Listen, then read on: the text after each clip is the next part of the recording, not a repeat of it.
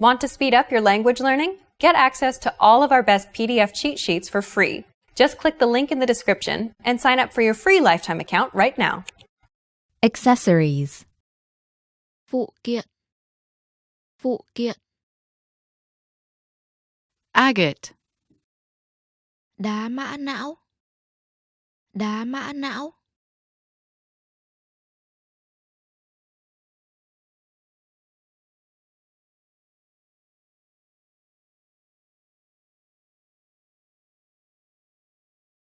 Amulet. Bùa hộ mệnh. Bùa hộ mệnh. Apparel. Trang phục. Trang phục.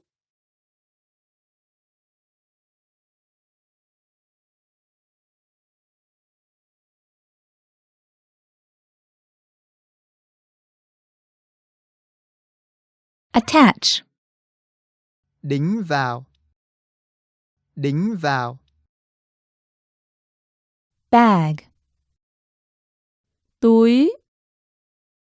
Túi.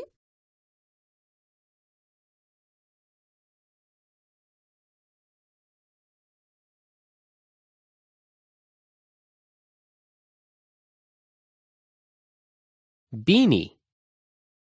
Mũ len. Mũ len. Belt. Thắt lưng.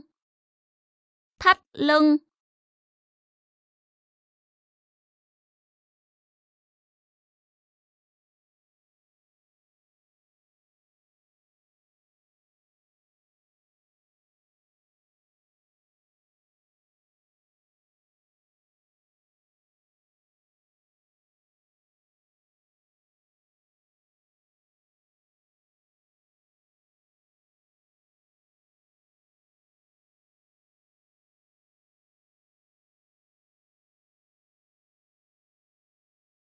Blouse. Áo cánh. Áo cánh. Blush. Phấn má hồng. Phấn má hồng.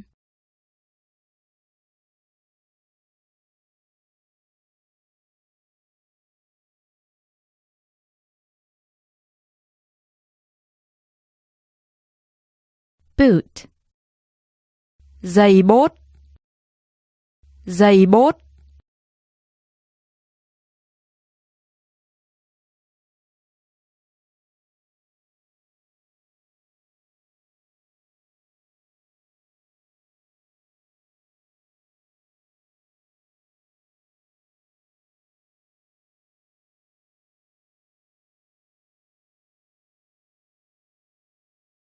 Boxer shorts.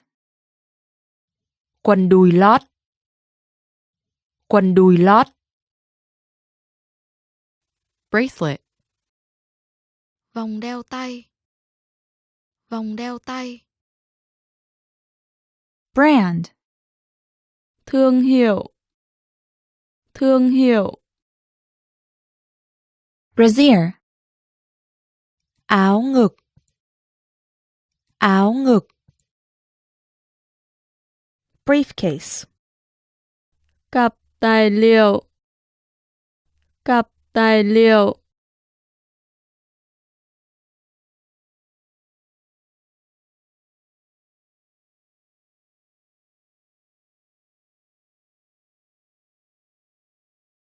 Brush.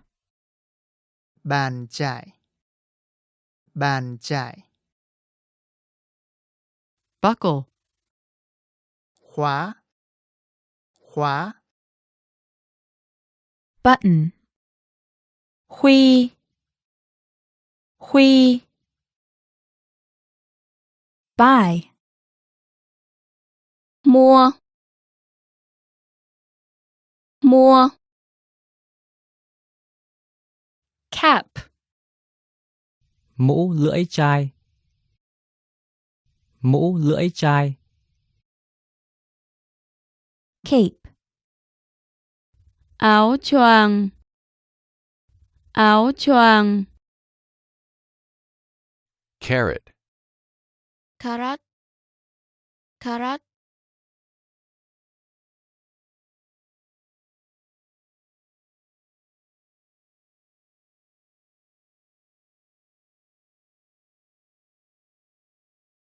Cashmere. vải lông cừu, vải lông cừu,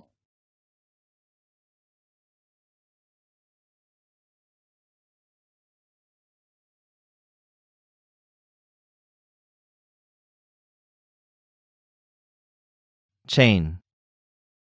chuối, chuối,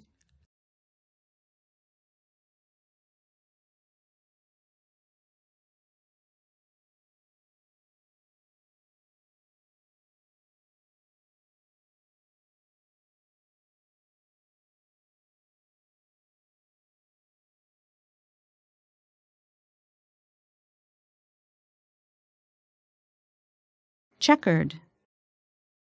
Kẻ caro. Kẻ caro.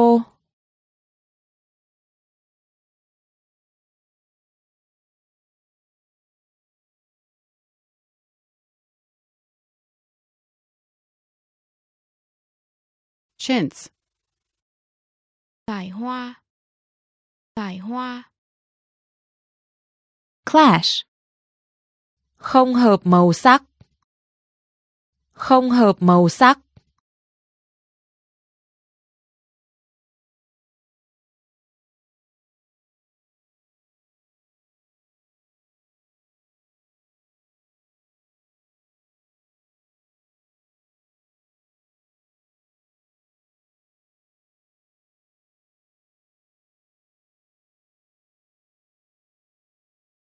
Cloth. vai, vai, Clothes. quần áo, quần áo, Clothesline. dây phơi, dây phơi, Clothespin. kẹp quần áo, kẹp quần áo, Clothing store. Cửa hàng quần áo. Cửa hàng quần áo. Coat. áo choàng, áo choàng,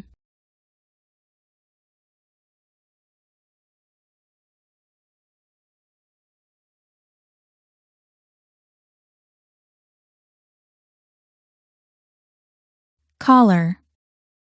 cổ áo, cổ áo, Cologne. nước hoa, nước hoa, Color. màu sắc, màu sắc, Comb. lược, lược, Corduroy. vải nhung tăm, vải nhung tăm, Cosmetics. mỹ phẩm, mỹ phẩm, Costume. trang phục, trang phục, Cotton. cốt tông, cốt tông, Cream. kem, kem, Crystal. pha lê, pha lê, Cuff. cổ tay áo, cổ tay áo, Cufflink. quy măng xét, quy măng xét, Culottes. quần ngố ống rộng, quần ngố ống rộng, Denim. vải denim, vải denim, Design. thiết kế, thiết kế, Diamond ring. nhẫn kim cương, nhẫn kim cương,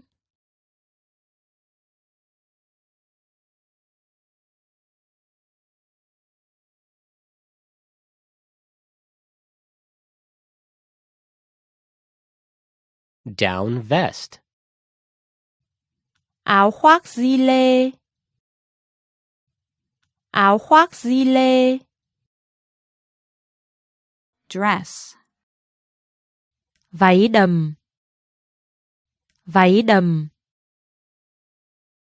Dress shirt, áo sơ mi, áo sơ mi. Dresser, tủ, tủ. Dye, nhuộm, nhuộm. Earmuffs. Cái chụp tai mùa đông,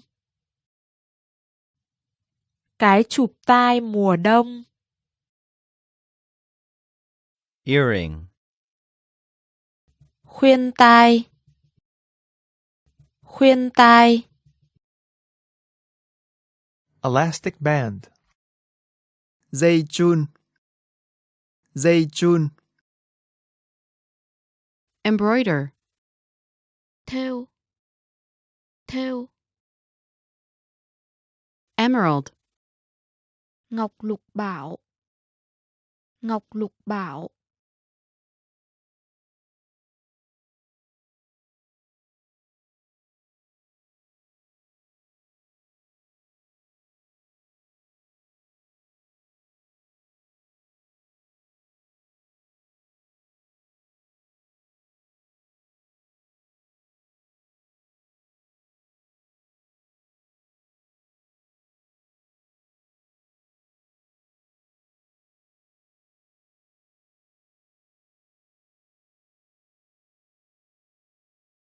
Extra large. Cỡ XL, cỡ XL.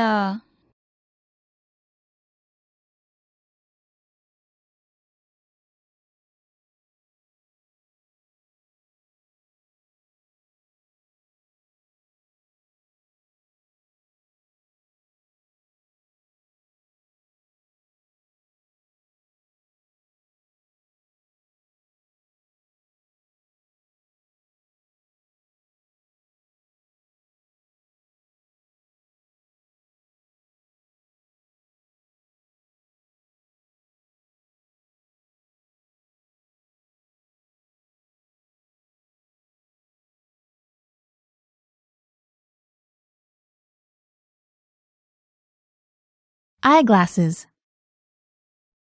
kính, kính.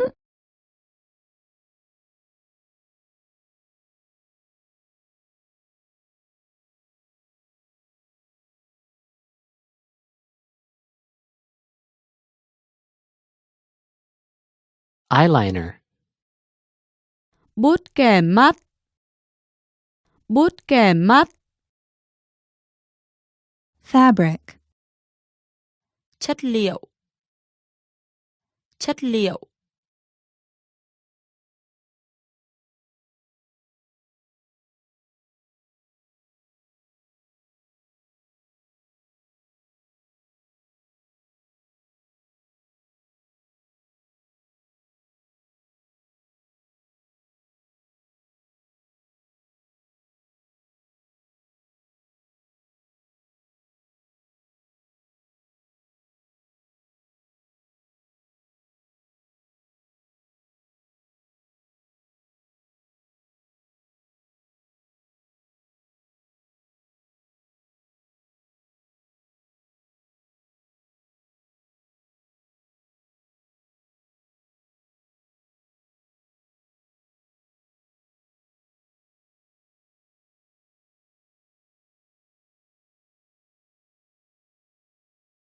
Fashion show, Buổi trình diễn thời trang. Buổi trình diễn thời trang. Fashionable. Hợp thời trang. Hợp thời trang.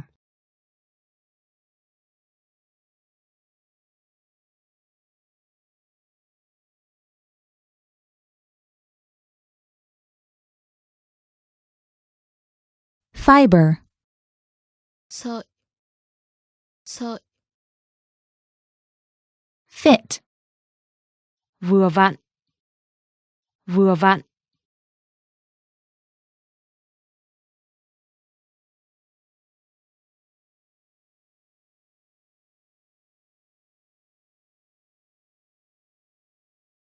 Flip-flops. Dép tông. Dép tông.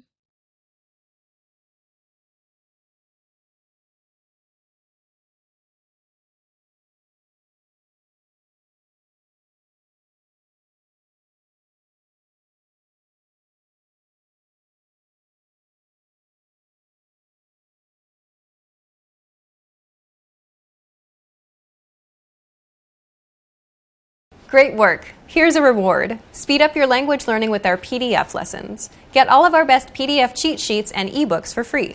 Just click the link in the description.